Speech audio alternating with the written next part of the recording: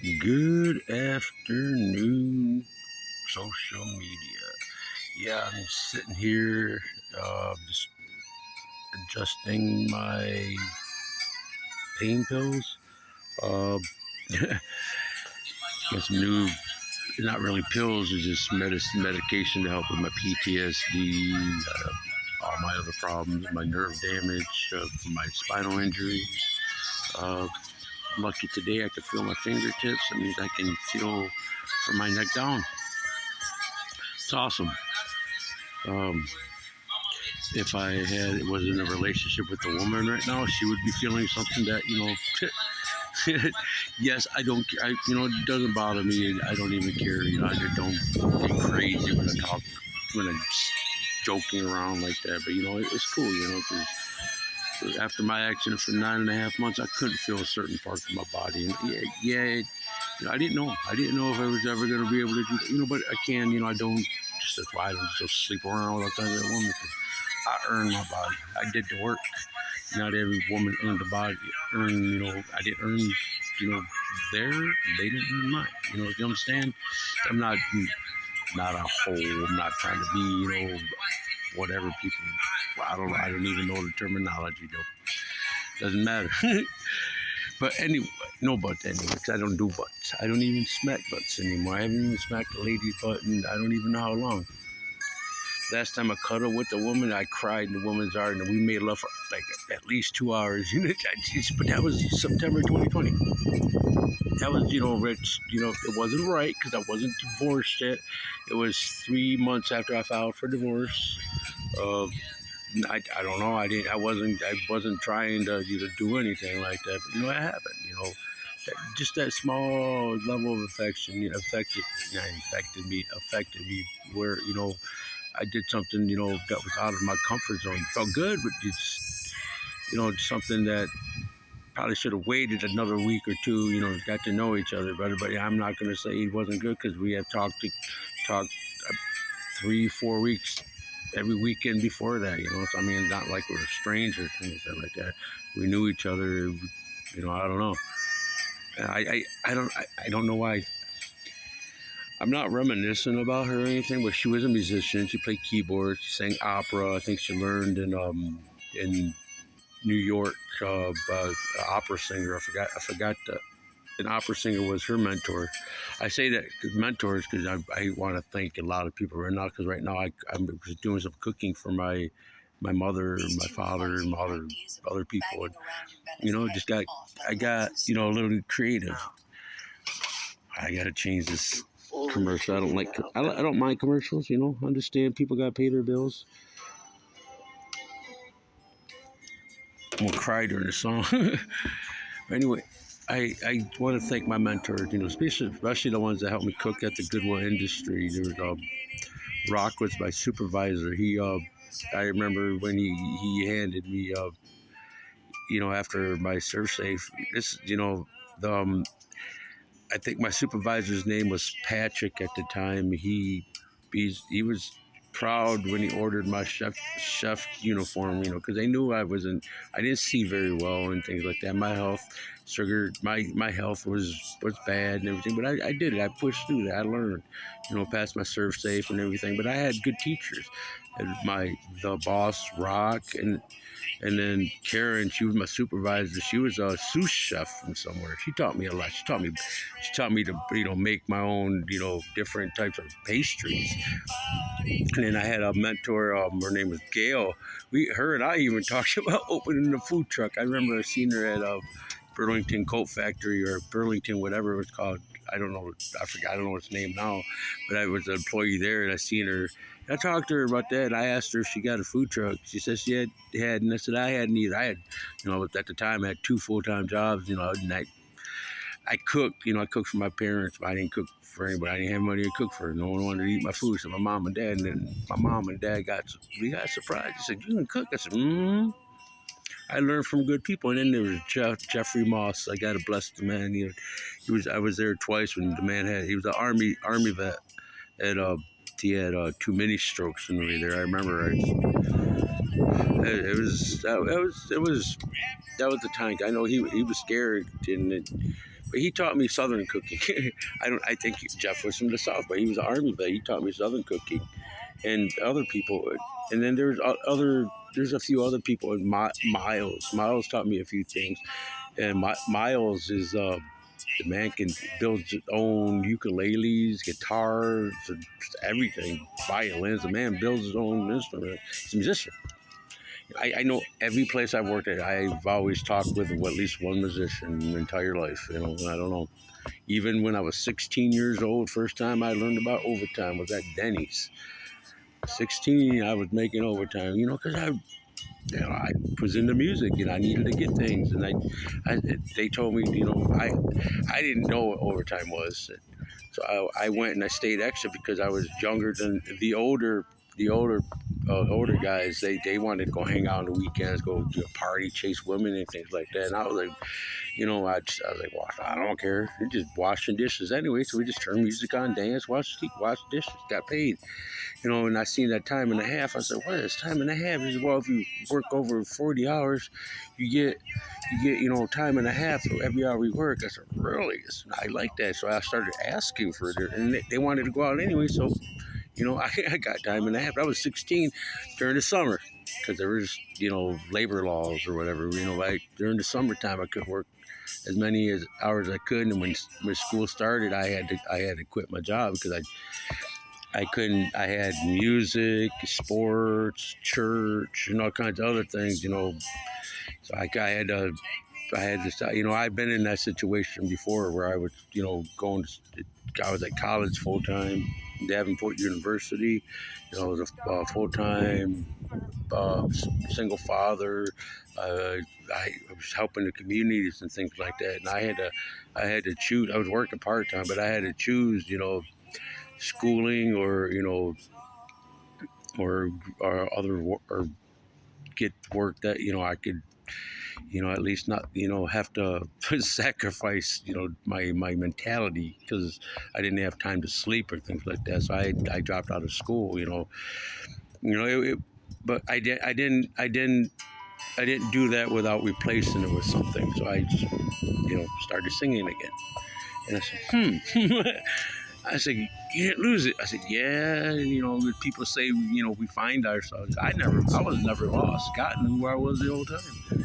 You know, and now God's showing me that I am not what these people say because I don't even know what I am. I know that I'm supposed to, you know, sing some messages. But, you know, it's cool because, you know, I listen to a lot of all these other, you know, artists and things like that. You know, they're inspired a lot of music, it inspired me to, you know, open my heart to listen to many genres, not just stick to one genre, because all these genres have beautiful messages. You know, they all have, you know, hateful messages. You know, it all depends on how the people perceive the music.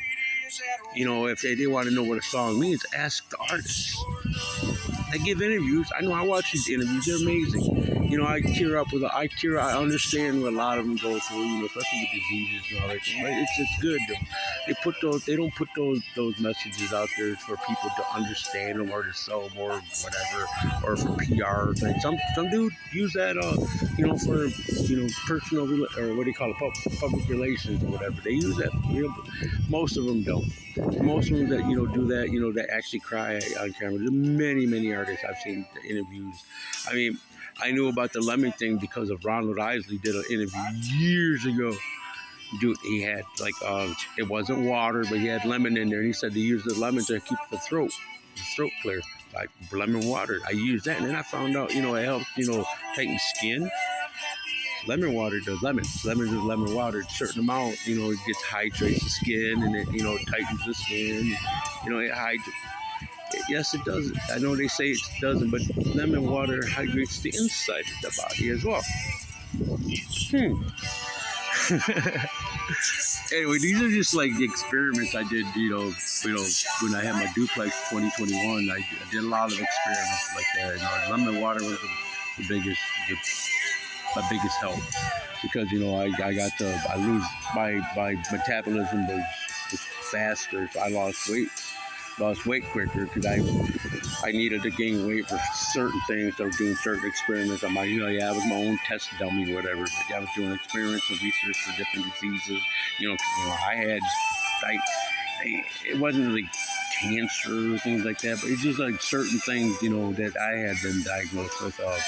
You know, aortic aneurysm. I think my blood vessel, my artery in my back is stretched to the limit. If it gets any bigger, it's gonna pop and just pow, die on the side of the highway or something.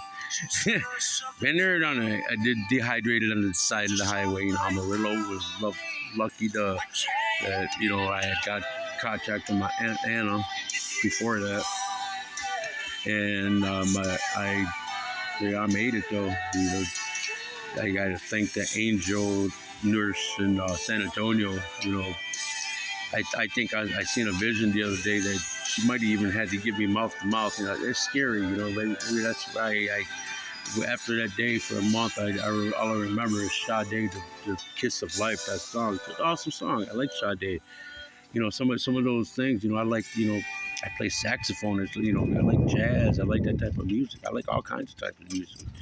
You know, I like playing instruments. The saxophone would it's gonna always be the thing that started my music career. Except I can't talk about the recitals I did when I was 4 years old. I don't remember them. I have to go back and learn to read sheet music for pianos again. But I'm not worried. I could do it now. This time I have eyesight. I get to read it. I don't have to use braille or shit like that. It's cool though. It's good. It's things that we go through in life. If we really want to make it, we got to do it. Me, it took me 28 years of I call it a hiccup or more of a burden than a boundary or anything like that. Hey, God said, "You have faith." I said, "Yeah, I have faith." All right, God, I prayed God lead my way, lead my path. It wasn't easy. A lot of pain, a lot of heartache, many concussions, PTSD. I think I'm over the PTSD now. I found that 19.5% THC level indica will help with PTSD and depression and other things like that. I did the research, 6 months. I have it written down somewhere in my storage shed. I got things happen. I'm not going into all that bullshit, but just it pushed me to want to help other people because there are people out there that plan on giving up because of the body hurts. It sucks. It doesn't. It sucks because I know I've met a lot of people at the veterans facility because I still volunteer there. I've been volunteering since I was in high school. Every week, it's what I do. It's what I was put on this earth for, to help people.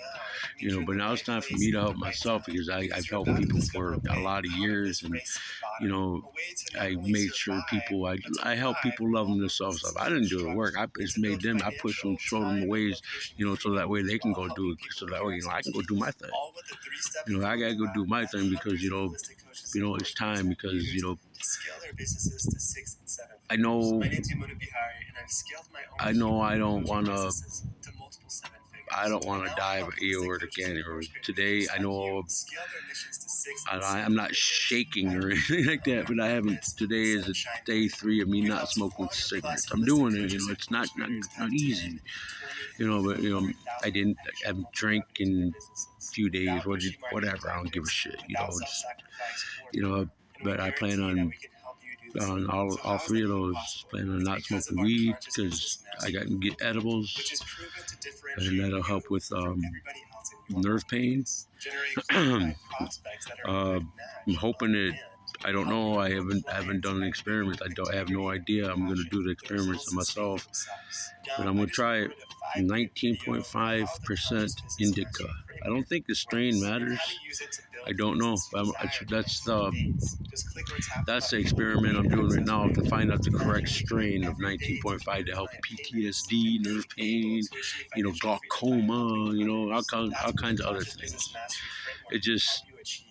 I know it's 19.5% indica. It's got to be indica because indica helps sleep. And people know that people with PTSD, people with depression, people going through heartbreak, anybody having any type of issue that they don't sleep. And insomnia is not good. I'm trying to figure out this type thing so that way, just to help myself. And if I can figure it out for myself, I plan on helping other people, because why not? Why can't I help other people? If they want to know the information, I tell them. If they don't want to know the information, then I'll move. I'll go for. I'm going forward anyway. But I can either go forward helping people, or I can either go forward, just watching people watch me, which a lot of people are going to do because I can't help some certain people because I don't know what the hell they cause, and I'm not getting involved in a lot of other people's bullshit anymore. Um, I say I'm not with those type of people. I put my past in the past. I ain't going back. No, I will always. If I can, if anybody, okay, I'm not always, but my shoulder needs to be, below someone's head. I do what I gotta do. But I'm not gonna let people, hold me down anymore. And don't let them people hold themselves down. Me, I gotta go because unless it's a beautiful woman, I'm not talking about y'all made up. What ain't nothing wrong with women, making their beautiful canvas more beautifuler. And I know beautifuler is a word because my baby girl Savannah said beautifuler is a word, and my baby girl won't lie. Anyway, but you see, this. I just put on one of my songs, and I like instantly get in this good mood. It's just no words. It's just because I miss my saxophone. The only reason I purchased a saxophone, I lost my saxophone, my bass, and all my other things. It's materialistic shit. I did gotta give me better things. I know. It's like $33,000. I won't go over value, but $3,000 worth of studio equipment. Hey, I don't care. I go to a pawn shop and go buy some drums and shit like that. I don't mind using coupons. I like things on sale. And I know how to fix instruments. I know how to place the skins on the drum. I know how to do all that. I can record things in different saxophone. I can record their instrument. And I know how to do all those things. I just haven't had the need. Like I went to a thrift store the other day and purchased some things, and they had a used clarinet, and the man didn't lie. He told me, he said it needs to be recorded. He said, yeah, I just don't have tools, I just don't have the cork. And I told him if he had it, I'll go. I'll practice clarinet again. Hey, what's in it? Glenn Miller played clarinet. Mm-hmm. And a lot. I like big band music. I played a lot of it during high school and my early 20s. I played a lot of big band music, just different. I've only practiced with like two different. I won't say groups. It's the people jamming. Two other people were jazz, and then the only other time it's sort of like jazz is I was with my friend Navin and my friend Ryan from the Grand Rapids Community Media Center. I think Ryan had the TV show at the time. He invited me. Navin had his drums. I had my keyboard, and Ryan did digital club music, dance music. Electronic. He did electronic music. I think it was Ryan's TV show. We were a few hours, just having fun. It was a live TV show. It wasn't bad. People like my versatility because we were just winging it. We were just live, just playing whatever, and people said it sounded good. That's why I can adjust to other people's styles. Mm-hmm. And then Navin was playing my keyboard, and I was playing Navin's drums. I didn't want to mess with the computer because Ryan had a whole dude had a hookup of a computer and everything. Even back then, it was the thing that they have now is what Ryan was doing back then with computers, and it was amazing. But I got to experience things like that. Because I didn't give up. I promised myself I would never give up again, and I promised my baby boy I wouldn't give up again. Even though in San Antonio, for a minute there I did. I was giving up. My body hurt. I collapsed on the side of Riverwalk, and I just didn't want to do it anymore. And my body hurt. I couldn't feel anything from my neck down, and probably the 100th time my body just collapsed on the side of somewhere. I did give up, and then there was a beautiful voice, just got in my head and was like shaking me. So you can't give up. and I haven't given up since. I think I promised the lady. I don't remember. I made the apparently I made a promise, and I don't remember. I don't remember. Can't hold me to something I don't remember, right? But no, if I made a promise and it was a promise, I made the promise. I don't know what it was. But I promised to keep going and help people, and I'm doing that. And I look forward to playing lots and lots of music. And just it's amazing. All my practice from the years before what I'm here to do now. I was even dancing with a dog the other day. I'm ready. All right, I'll let you guys go because I'm sorry. I gotta let you guys go because the Eagles are on. I'm about to go, sing these songs. Hopefully, I'll probably go to a park. Maybe I'll purchase a speaker and a mic or something like that. Go put on a free concert. Some people just, get some pleasant ears, some pleasant words. Or I can go preach. We'll let God decide. All right, I'll talk to you guys later. Okay. I won't. I don't know if I'll talk to you guys later. I won't say it. I won't say good. I won't ever say goodbye. I don't like that word goodbye. But you know what? I've been said goodbye to. That shit hurts. So I won't say it until we see each other again. I bless anybody's roads. That way they can keep their heads up and keep, how did Casey Kasem say?